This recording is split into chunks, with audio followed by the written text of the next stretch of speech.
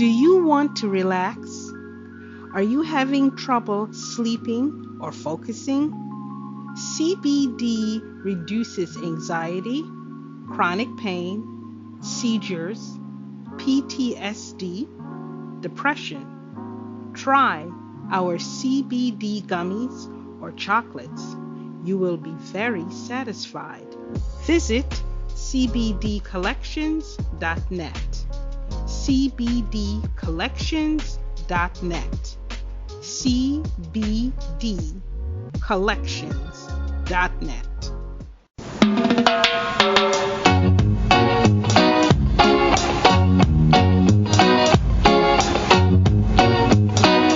Welcome to another conversation. Hope Allison Robinson is a local author in Virginia. She's published Allie's Apple, Days, and soon will be releasing Zach Snacks, with several other books to come in the near future.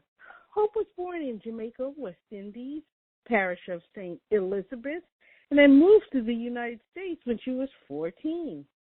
Hope loves presenting opportunities for children to learn and want to see all children getting a quality education. My co-host is Chris Daly, so take it away, Chris. Thanks so much, Denise, and welcome to our conversation, Hope. Thank you so much for having me. Great. Well, let's get you known to our audience before we delve into this great book of yours. Tell us a little about your Jamaican roots. So I was born, as Janice said, in St. Elizabeth Parish, but specifically in Goshen, a small town, and I was very fortunate in having family all around. And so I was raised in a community of family and friends, and I had an extended sort of family life in the sense of I was raised with a grandmother. My paternal grandmother was living in the home. So I feel that added to my rich cultural and upbringing because you had not just the parental advice and counseling, but the tutelage of a grandmother who had a lot of classic old sayings. And also I came from a home with several older siblings since I am the last of the children. And I also had a family of cousins to also help to nurture and help me to grow.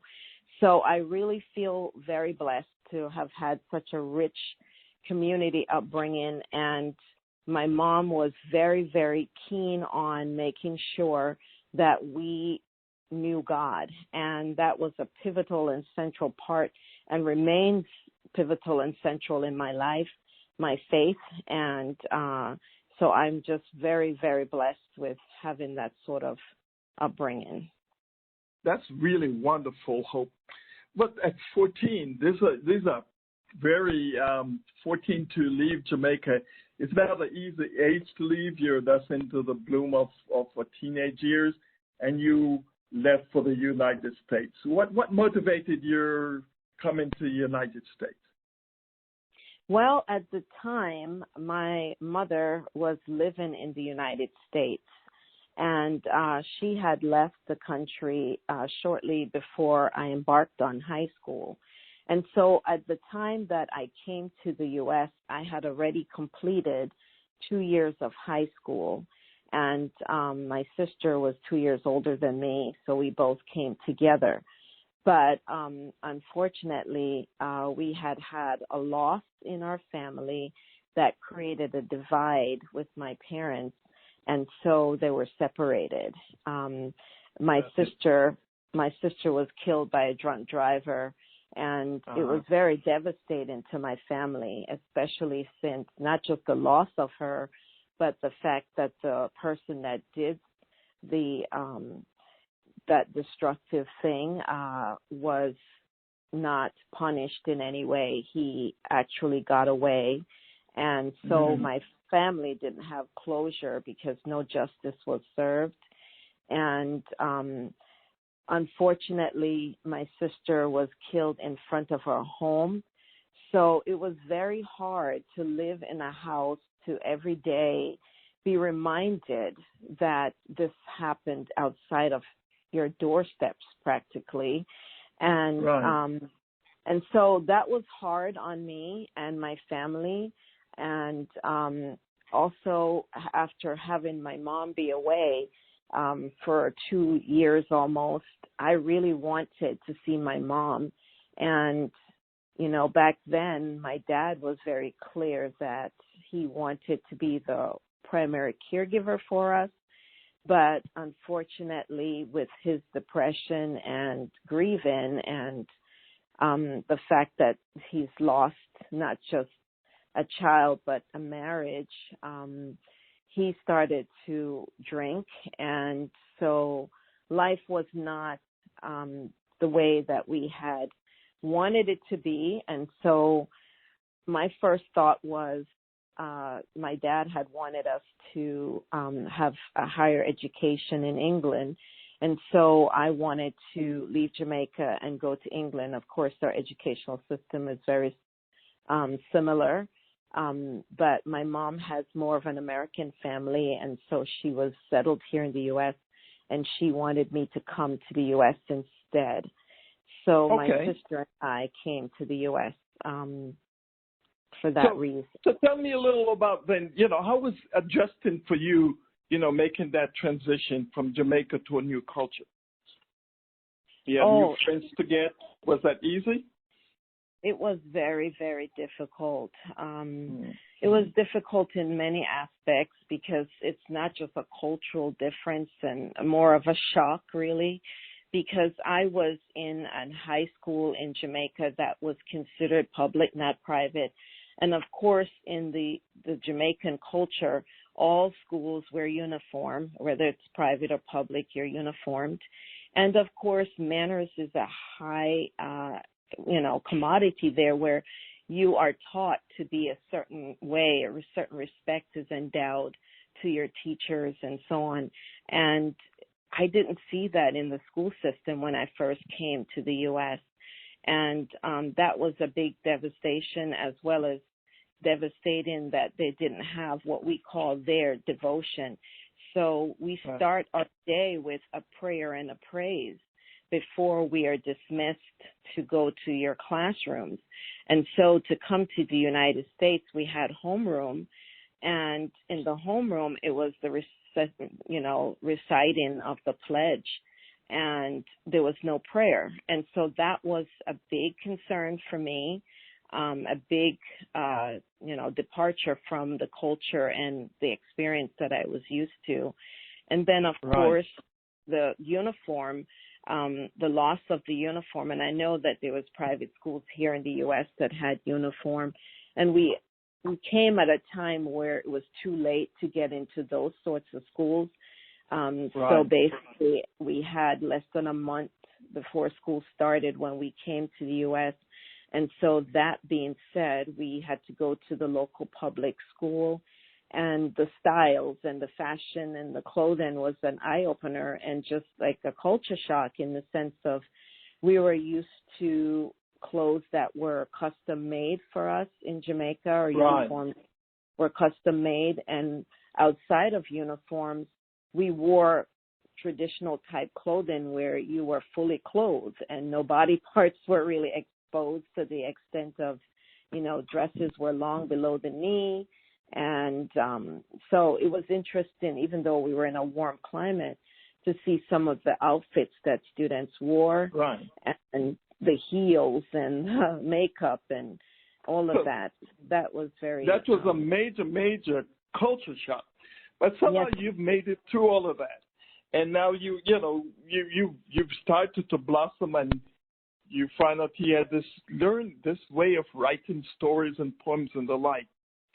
How did you find those gifts, and how did you start practicing that? Well, high school was tough for me because it was in New York, and so not just the deviation from a different culture, but to embark on the new culture, I tried my best to submerge myself into the culture to embrace it because, as they say, when in Rome, do as the Romans do. And in order to make friends and get through what I needed to get in terms of a good education from the courses and so on, and to understand the teachers as well as make friends, I tried my best to find good things in the culture, share my cultural experiences, and in doing so, those are some of the things that helped me. So one of the things that I thought I would bring and share was we came up in Jamaica with Louise Bennett. Louise Bennett and Mas Ron, we used to call him, and these people told stories and entertained. And so I started by giving my American culture a chance and letting the students know that these are some of the things that we shared and were privileged to in Jamaica, where extended family members like grandmothers would tell you stories around the fire and so on. So I started storytelling, and people liked the stories, and so they kept saying, why don't you write these down? And so it started in high school when I wrote a Black History Month poem and entered it into a contest, and I won. And so that gave me the more of the encouragement and the impetus, if you will, to say, well, I have something, because if they thought that it was worthy of an award, that means I have a talent that I should pursue. And so that's where I got my start. That's wonderful. So so you've been writing since then. How, if you give an assessment of how literature is being used these days to communicate or culture, which you certainly use it as a gift, how would you describe that? So literature and culture. In college, I did a lot of Caribbean literature study, and it was just an eye-opener to read works, literary works from different islands. And I was very, very taken by it. And also in high school, I had the privilege of the honors program. And so in the honors program, we did a lot of classic works. And I really enjoy classics, War and Peace, Anna Karenina, all of these works, Shakespeare, the Greek mythologies. I did all of that study, and I was fascinated with how people use words and the fact that a single word can either lift you up or bring you down. And so I saw writing as a tool to motivate, to help, to uplift, and to transcend people from one culture to another. My dad always said that we should travel. And when I was in my formative years in Jamaica, my means of travel was through books, because I needed to come out of my community and out of my town and out of my country. And I didn't have a passport and a means to leave at that time, but I could transcend my area by lifting myself out of it with a book, where you're open now to the world and you're not limited to your area and to your country and to your little part of town, because now you're reading about Paris, or you're reading about England, or you can go so many places with a book. And so I would like to encourage others to travel through words. And when you open up your vocabulary as well by reading, that is such an important thing in transcending also across culture and maintaining culture, because you learn from each other. That's wonderful. I know that you have a pretty demanding day job, that, you have one of these jobs that allows you to spend a lot of time reading and analyzing patterns and actually making judgments on patterns. But even with that kind of job situation, you found time to write books, which is really admirable. Tell us a little about what got you motivated to write this book, about Allie's Apple Days. So I have been writing, as I stated, from my formative years, and I just kept them inside of a binder. And then when COVID hit, sometime early March, I was now working full-time from home. And I thought about not just my own children, because they were basically out of school for 3 months, and there was nothing that cheered them up, nothing they wanted to do. They were literally terrified of the virus. And they didn't want to go to parks. They didn't want to go out. And so I started with reading and having them read and talking with them and telling stories.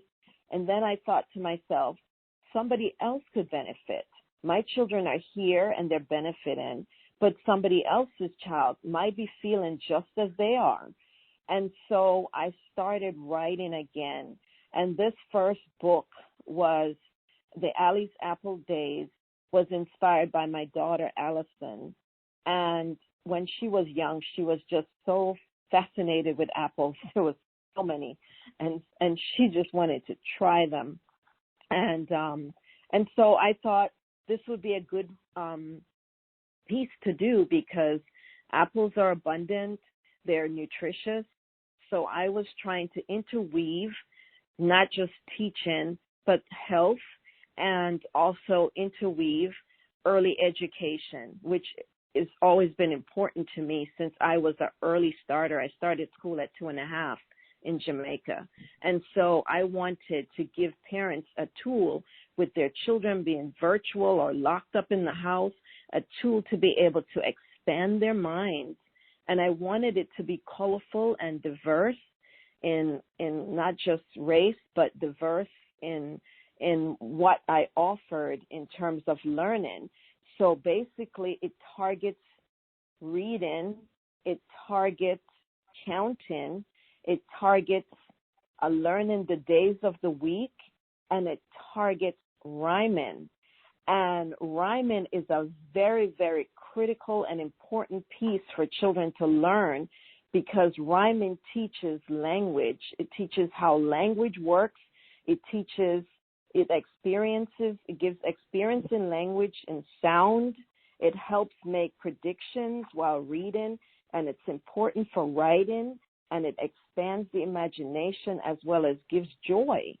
And so, and rhyming for younger kids is important for language skills, but it's also important in older children in getting that imagination built, and also in getting a bigger vocabulary. Okay, that's neat. Well, the audience that we have here is very Caribbean and actually Jamaican specific oriented. And one of the questions we're going to be asking, you're going to be asking, how come you didn't use mangoes versus apples? How would you answer that?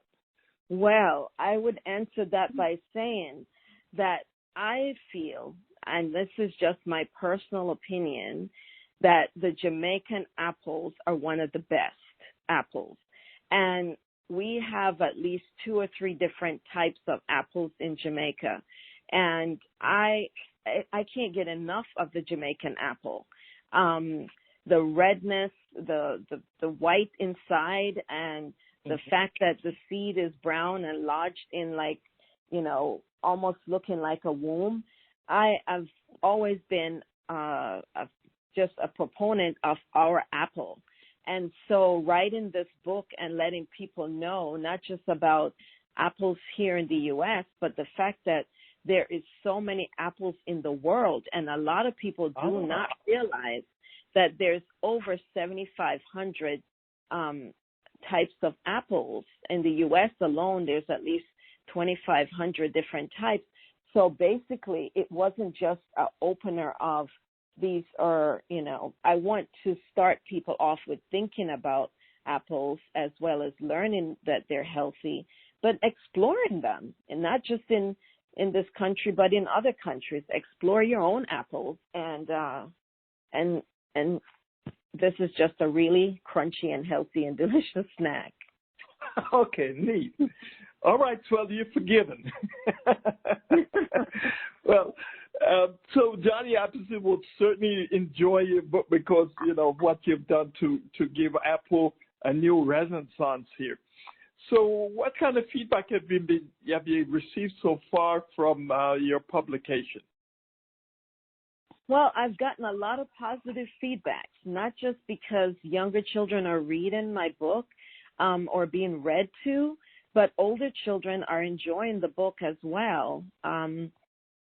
Because as I stated, it intermingles the fact that children are learning the days of the week, they're learning the basic counting, but the rhyming piece takes it outside of not just the younger age group, but the older age group. And also, teachers can use this book for fluency. They can use this book for all these different types of tools for early educators, as well as for, the older children or even children with special needs that have a delay. So it's a pretty decent book for covering quite a bit of range in education. And so that's one of the things that I really wanted to capture. And as far as Johnny Appleseed, it's still a traditional favorite. So yeah, we enjoy Apple books. That's wonderful. So here come the holidays, and to me, with this, all the value that you've placed in this book, people are going to want to get it. So where can they get copies, and what other different formats does the book come in? So the book is international with Ingram, and it's also on audio, and the book can be ordered by demand at Barnes & Noble, and it can be acquired at Amazon, and I think you can also get it through Target and Walmart by order, and Kindle. So it's pretty versed out there. So hopefully people can get their copies.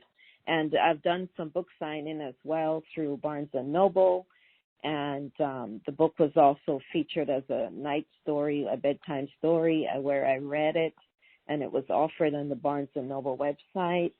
So I'm hoping that everyone will pick up a copy. That's wonderful. So we know that your pen still has a lot of ink in it. Tell us a little about what we can expect from Hope in the near future in additional writing. Well, in process right now, I have Zach's Snacks, which should be out pretty soon. It's gone through illustrations, and it's under. I just had the entire book sent to me and for review, and I just made some corrections. So they're working on finalizing those corrections. So I'm hoping that it should be out maybe by January. And then also in publication is my third book, which is Nate Eats. And so the second book represents my middle child, Zachary, and then the third book represents my son, Nathan. And so it's different features that I captured from my children. But I do have additional stories that I will be writing, but all of my books will be themed on some aspect of learning. So I'm hoping to hone in on not just academic type of learning, but life skills. And so that's where I'd like to emphasize is not just teaching children academically, but teaching them life skills and as well as sharing and caring for others. That's wonderful, Hope. This is really great. As we close, do you have any parting words for our audience? Well, I would like to encourage reading at all levels. And it matters not so much what you read, but that you are reading, because reading will expand your mind. And I wanted to also mention that my second book, which will be coming out shortly, I translated it into Spanish. And the reason that I did that is because there is a lot of bilingual children that don't get a lot of stories in their language. And so it's my hope that that will help to help some others to be able to read, because there's not a lot of resources. And in the future, hopefully, other books will be translated as well, so that there's more materials for children to grasp. And I also wanted not just non-English speakers to be able to have access, but I wanted also to have English speakers to be able to see what their words look like in another language, because there's a critical time period for children to learn language. Our brains are use or lose. And so basically, if you don't capitalize on tapping into the portion of the brain that is responsible for language at a critical time period, then it's kind of, it loses its effect and ability, and, it's not something you can restore. And so that's part of the reason why I wanted to put that language, that translation in, so that early learners will get the benefit of hearing a different language.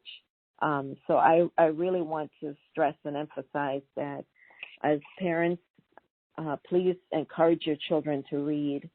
And I tried to make the book entertaining and colorful so that it taps into stimulus for the brain in other ways as well. Boy, Hope, thank you for such a comprehensive thinking out the book and to maximize the learning experience. Thank you for spending some time with us. And folks, go out and bless your kids with this fine work. Read with them over the holidays and get them starting a journey where their brain can be fully developed. Thank you so much for spending some time with us, Hope. Thank you for having me.